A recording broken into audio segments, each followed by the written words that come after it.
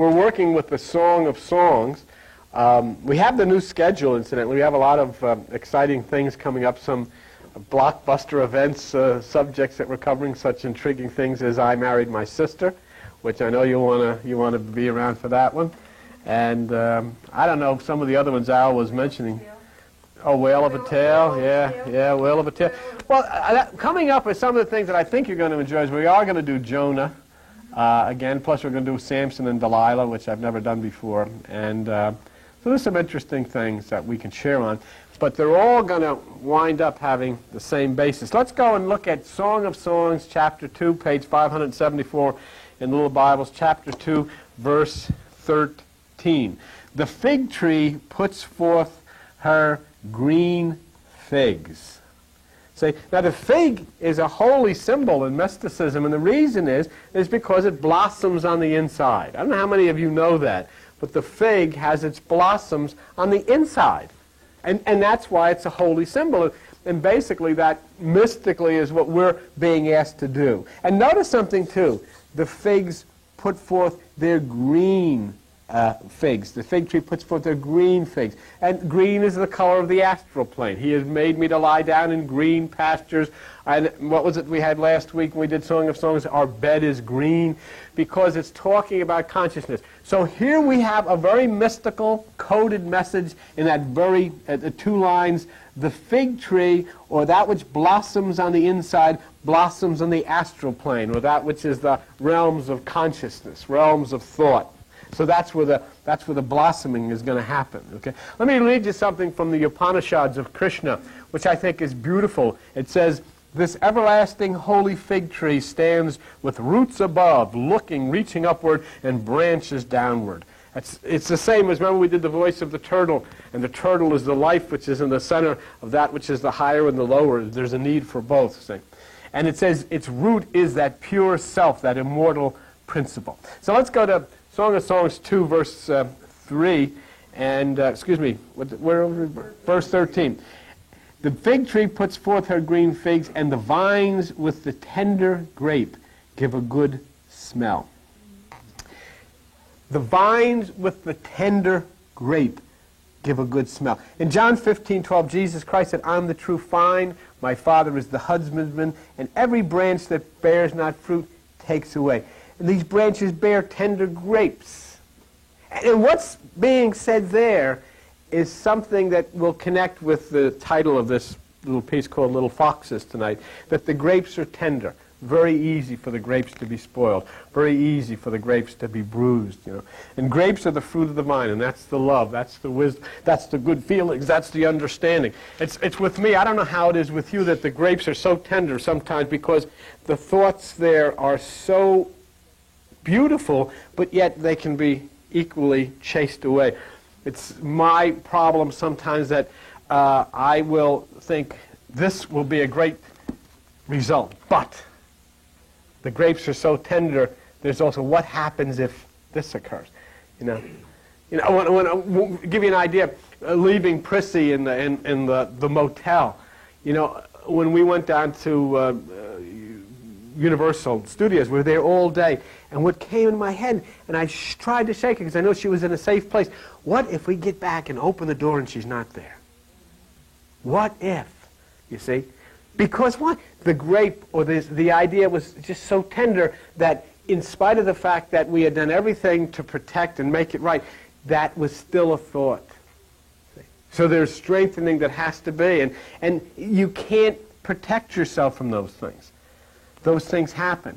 And knowing that, the scriptures tell you, hey, no matter who you are, no matter how holy you pretend to be, no matter how deep you are in meditation, your mind is still firmly encased in your head, and it will say things. And actually, we'll get to that point about in just a moment. But you are the branches, remember. The kingdom is within you. Jesus says, I am the vine, you are the branches, and they're filled with spiritual fruit, see? And fruit that is smell is pleasing to God, in that when this fruit starts to come forth, it means that you have started to activate the principles of the right hemisphere of the brain.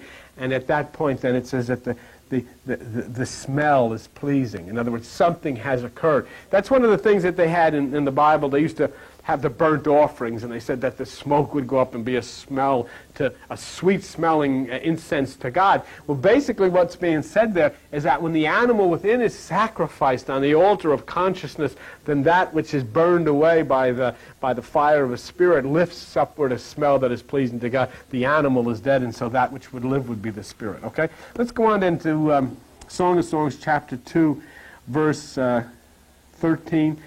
The branches of the vine are filled with spiritual fruit. The smell is pleasing to God. And it says in verse 13, "Arise, my love, my fair one, and come away." Arise. See, it's a beautiful love letter. This is a beautiful expression of love that comes from God to us. Arise, my love. Talking to the feminine principle. Arise, spirit, and come away into the higher places. Go to page 946 in your Bible, and when it says arise and come into the higher realms, take a look at what's being said. 2 Corinthians chapter 6, okay? 2 Corinthians chapter 6 and verse 17. Page 946, 2 Corinthians chapter 6 and verse 17. And what does the Apostle Paul say? "Come out from among them. Be separate, says the Lord. Touch not the unclean thing, and I will receive you." And this way it's put in this romantic song, "Arise, my love, and come away." Rise into the higher realms of consciousness. Touch not the unclean thing. Now, you have to spend your life touching the unclean thing. I mean, constantly you are involved in this thought process. And so you look whatever you can to rise out of it and rise up into the holy place and be ye separate, see?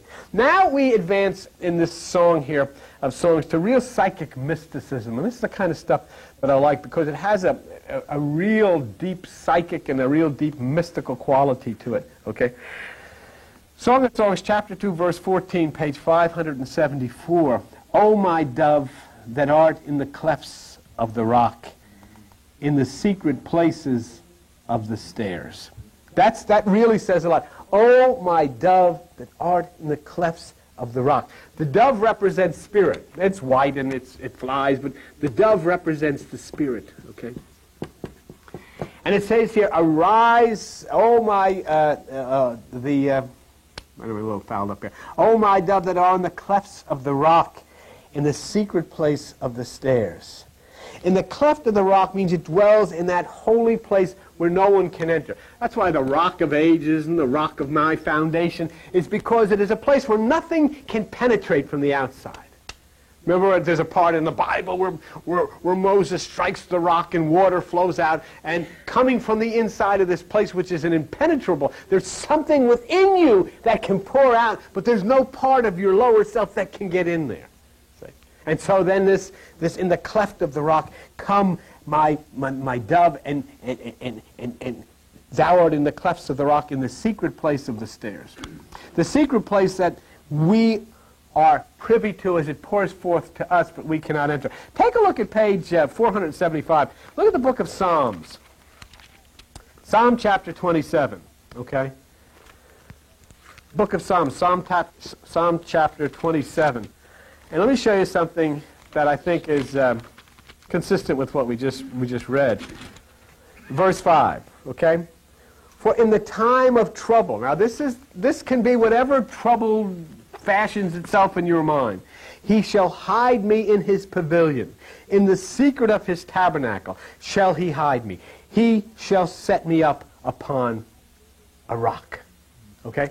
Now, the point is here. Will we let him hide us in the secret place of the pavilion?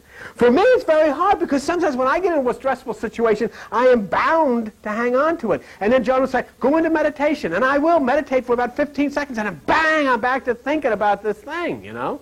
Because I got to contend with it, got to deal with this. And sometimes it's very easy to take this for yourself and to get into the moment for yourself, but it's very hard when it involves somebody else that you love for whatever reason, you know? Like the little cat will get her operation Wednesday. Well, it's very easy for me to go into the moment, but, you know, I'm still going to worry about her because that's the point.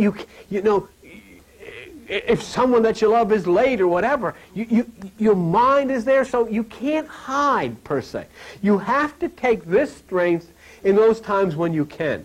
You can't just have a terrible situation and then somebody say to you, okay, meditate and don't take any thought and just, you can't do it. It's not possible to do it. So you have to do it when you can. In other words, that's the story of Noah's Ark. You have to build the ark before the storm comes. You can't expect that you're going to be able to build the ark while the winds are raging and howling and you're entering within yourself and you're going to shut everything down. It can't happen then.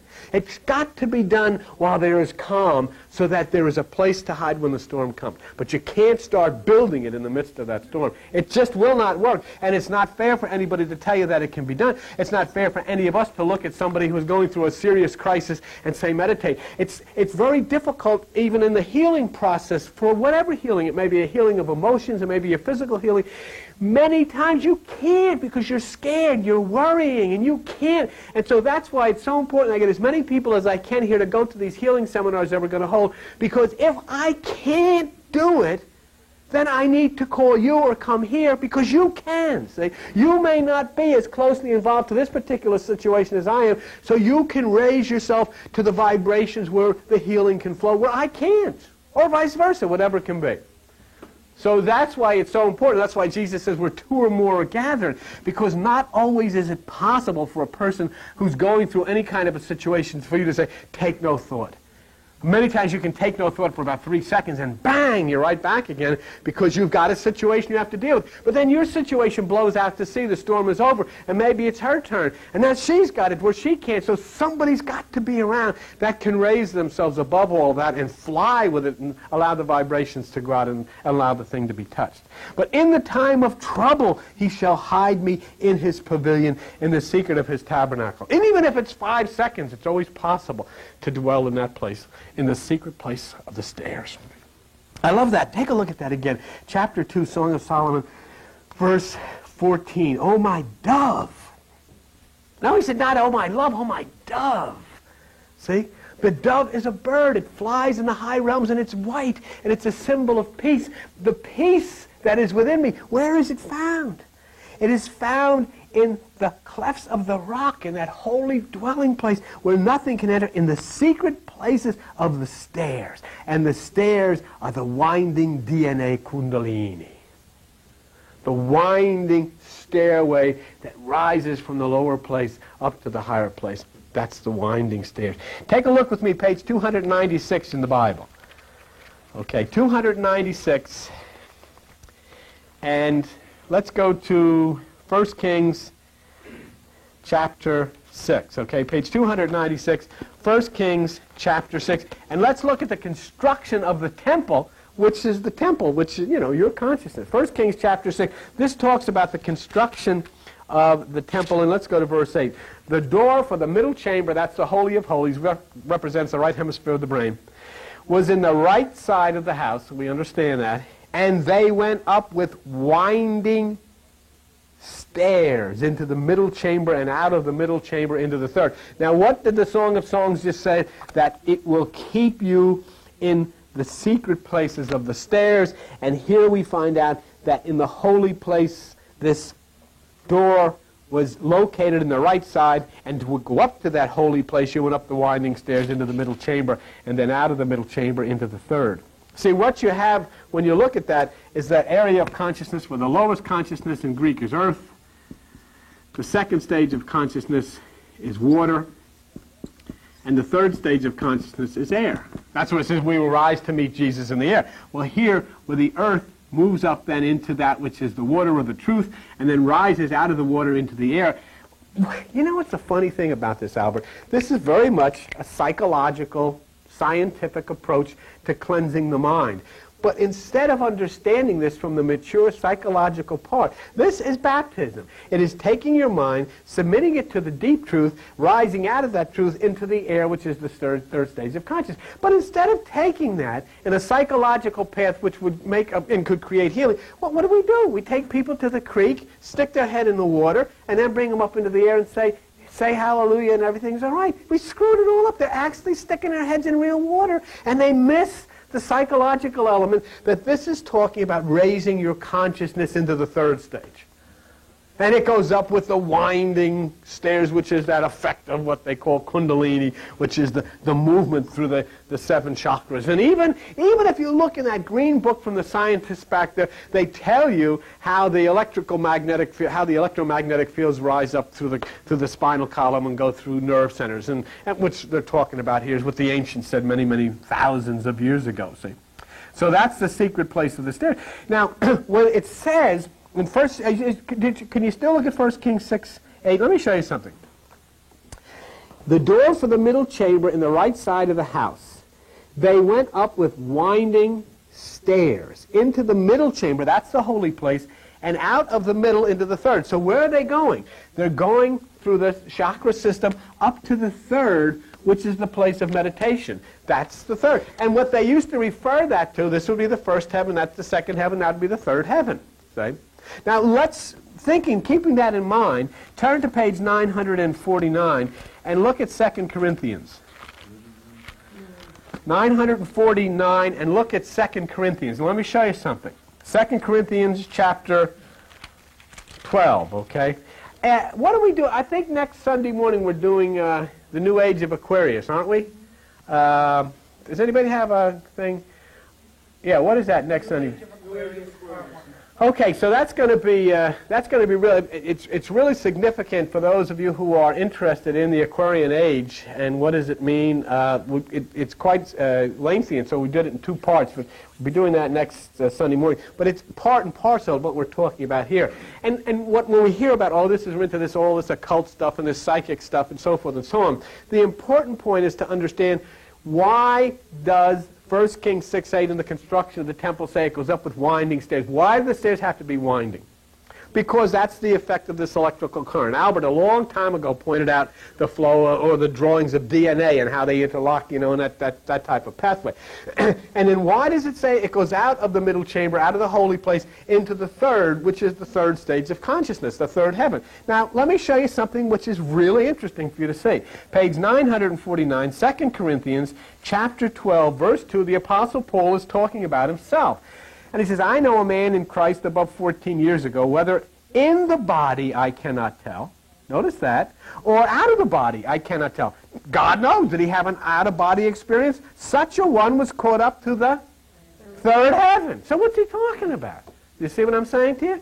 You can't look at one part and deprive yourself. You just looked at the construction of the temple, which told you that the winding stairs takes you up to the middle chamber, which is the right hemisphere, and then out of the middle into the third. The third what? The Apostle Paul said he had evidently an out-of-body experience, was caught up to the third heaven, which is the air. And that's why it says here, Christianity, and it's another bizarre thing, you can go in any Christian bookstore and they got bumper stickers and all this, in case of rapture, we'll be flying, and they're going to all think they're going to fly up into the sky.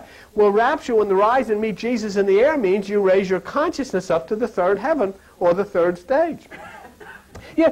I was talking to the people this morning. In this particular time of year, you're embarking on the Christmas story. You know what it is? Astrology. It's all astrology.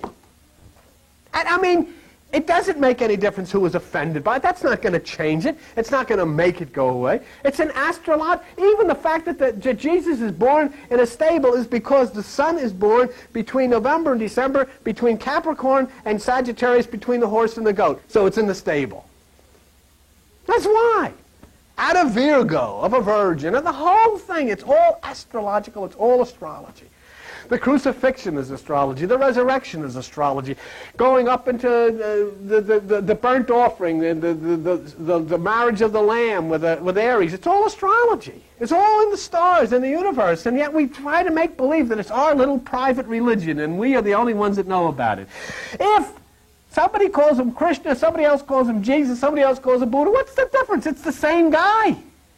But just, oh no, you can't call him. Unless you call him by our name, we're not going along with it. It's the same story, same. I tell you, it's beautiful. When we talk about, when you get into really listening to the story of Devaki and her virgin, she had 6 virgin births. And each one, don't you understand? She had to have 7. And the 7th virgin birth was a girl named Ananta. And they took Ananta, and Vasudevata took Ananta and ran away and didn't let anybody know that Devaki had the 7th. But when she had the 8th was Krishna. And then he took Krishna and ran away and got Ananta and brought her back. And then Wicked King Kansa took Ananta, the little baby girl, and hurled her against a brick wall and smashed her. And she exploded into a mighty serpent with 7 arms. And she looked at him and she said, "You forgot that."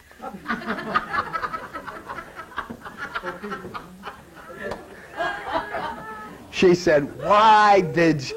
And then she says, "You're too late, wacko, because the little boy who was going to blow your head off has already been born."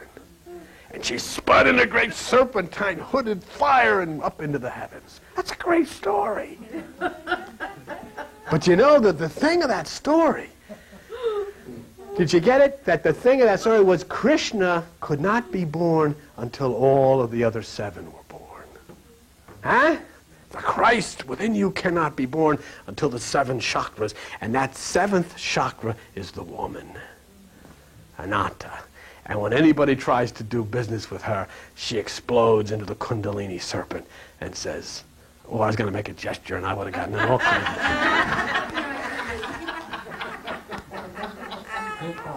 But this is real, this stuff. You know what I mean? This is real. That's the point. God is not churches and amazing grace and turkey suppers and all this crap. What God is cats and peanut butter and sex and fun and cars, and that's life. It's real stuff. It's real. See? But you can't get anywhere. Do you want to go? Would you want to go to heaven and listen? All you're going to hear is gospel music and these weird people eating ziti of all kinds under dishes, and that's all they think is reading prayer books, and forget that.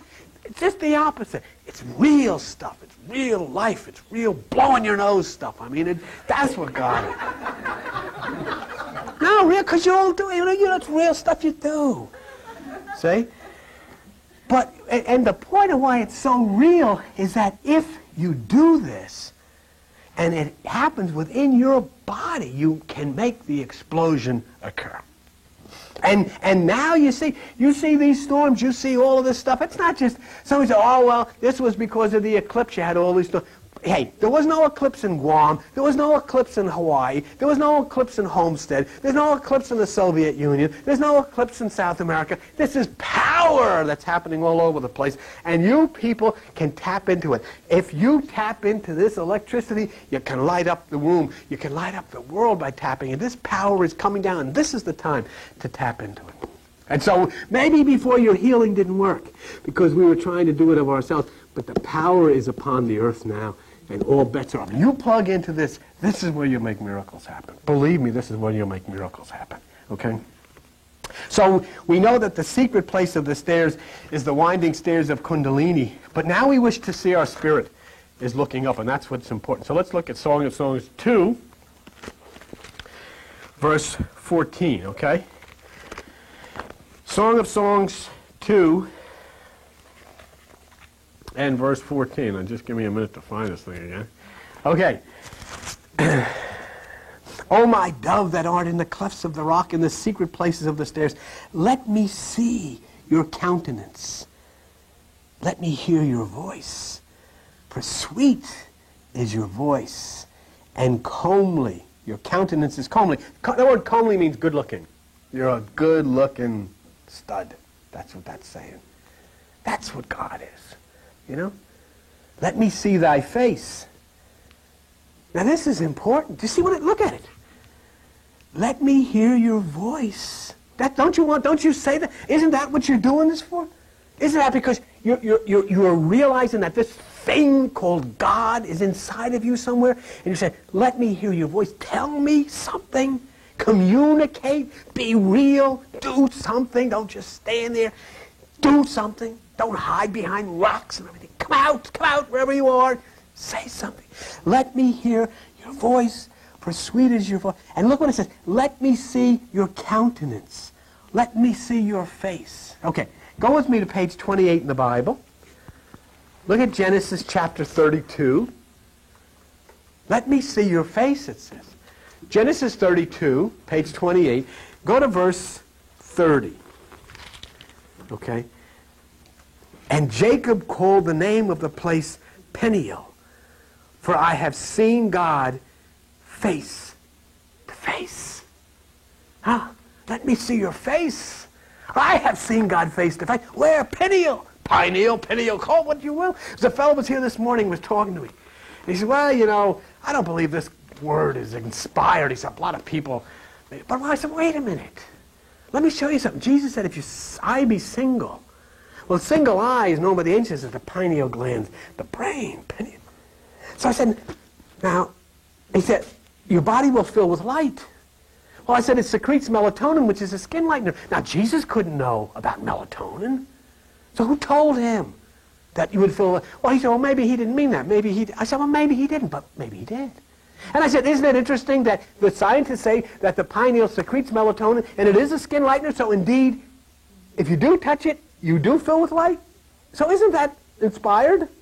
And if that's not enough to inspire you, hadn't Jacob seen God face to face, and he calls the place Peniel? And he looked at it, he said, yeah. So I said, that makes it, somebody inspired this that had great scientific knowledge far beyond the reaches of man. In fact, science is just discovering the workings of melatonin and the workings of this gland. As recently as medical dictionaries back in the 1940s and 1950s, they said they didn't know what it was. But here's something that's written 6,000, 7,000, 4,000 years ago, tells you what it was.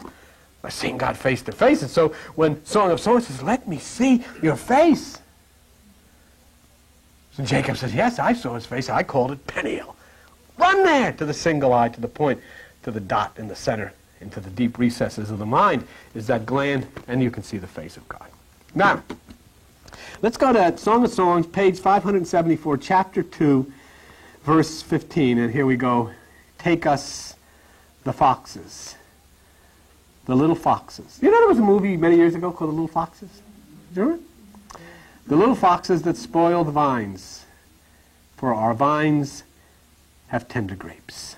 You know what foxes? The foxes stand for the lower aspects of the ego that spoil the vines by stealing the grapes. Little foxes. Little foxes. Little thoughts. And you have come to meditation.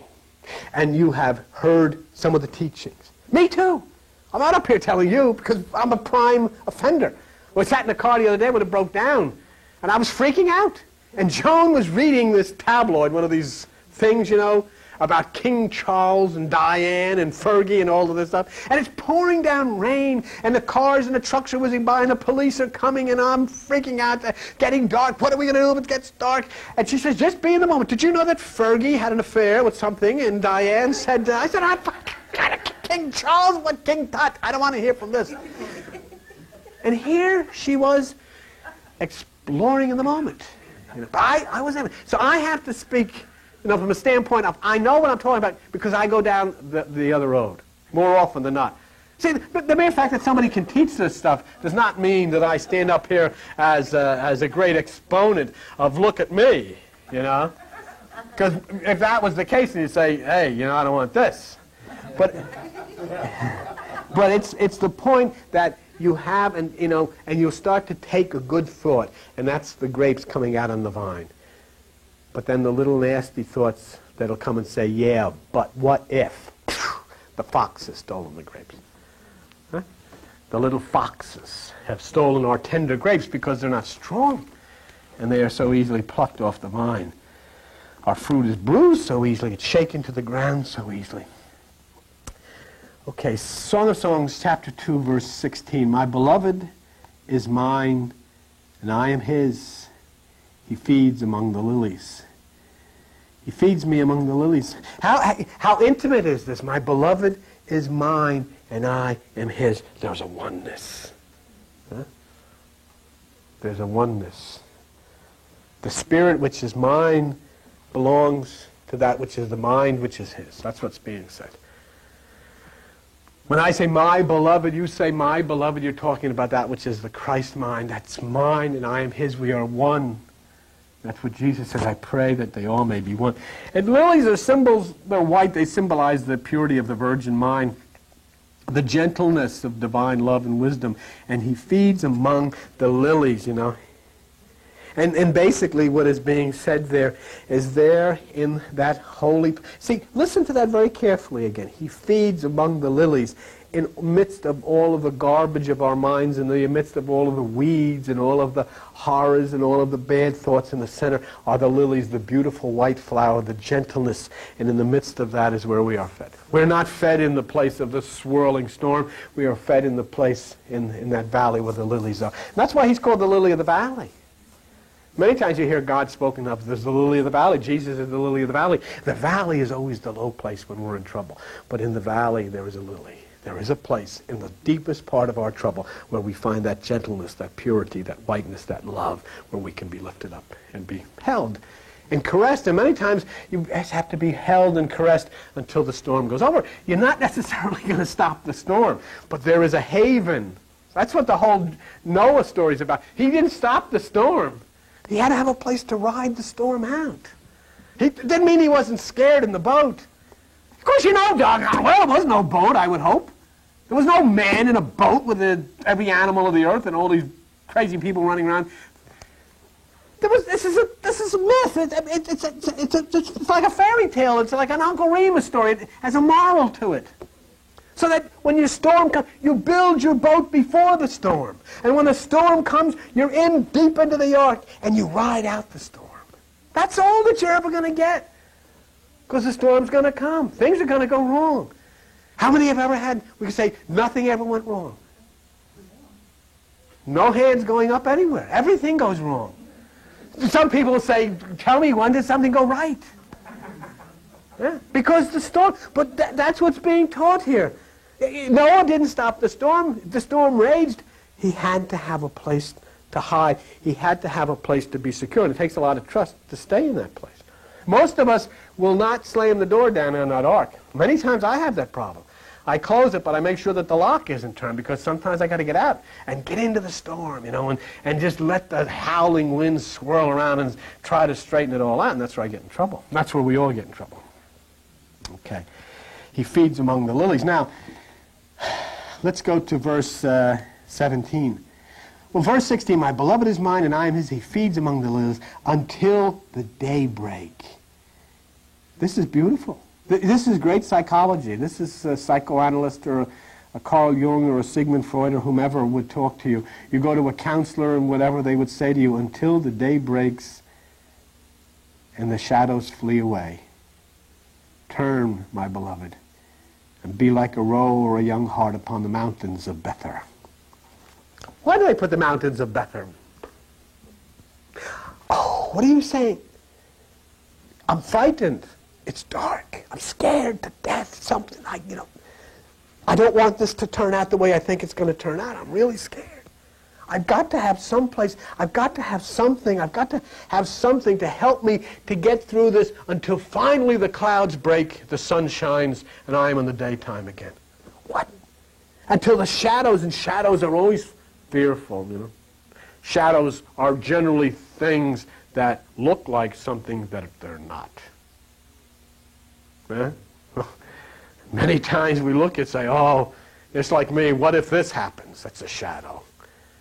It's not going to happen, because when you get to the shadow, you find out there's nothing there.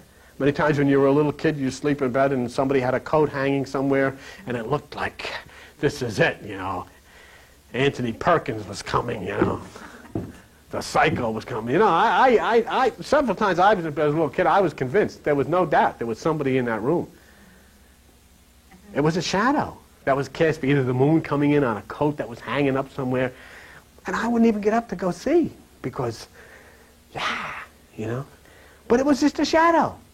And until that shadow fleed away, I would just sit there in my fear, scared to death, couldn't move. But that's all it was. It was not anything real, and most of our fears are that. We create them. We create the fear.